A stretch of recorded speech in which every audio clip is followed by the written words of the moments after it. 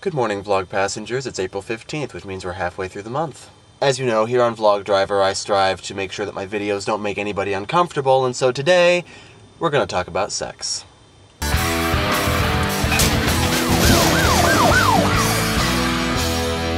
This video is a response, once again, to Dan Brown's video on the subject. And to talk about this subject, I'm going to, in true Pogo Tribe fashion, establish the things I know to be true and stand by them. Fact 1. Sex exists. Our species has survived because of sex. We're all here because of sex.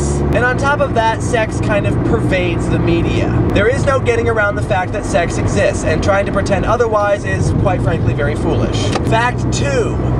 Teenagers are going to have sex. Not all of them, but a lot of them are going to have sex no matter what you say to them. Which illustrates that they're able to make the choice on their own of whether to have sex or whether to abstain from sex. And the less we tell them about sex, the less informed their decision is going to be.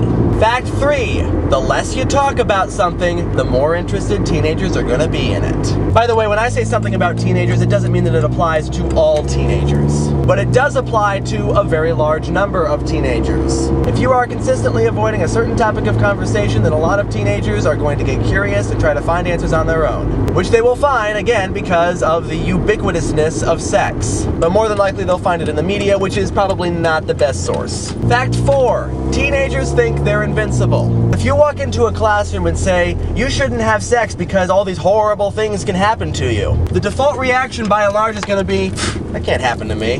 Whereas if we say, if you choose to have sex, then this is what could happen if you're not careful, that is a message that is far more likely to get through.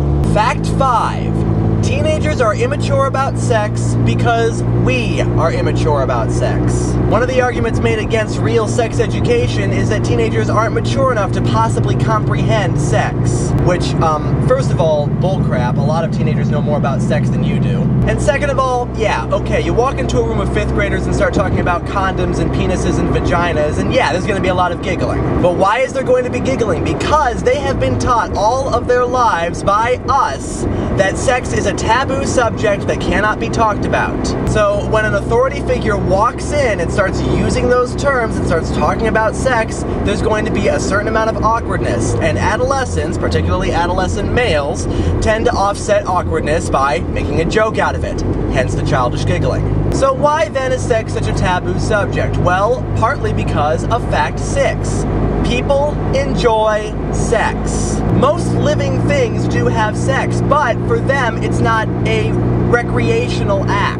For human beings, a lot of us have sex for recreation. And we have sex so that we can form a bond, a close, intimate bond with some other person. So because it is so intimate, and because it is such a close bond, of course you're not going to talk about it. And that's as it should be. Your own sex life is private.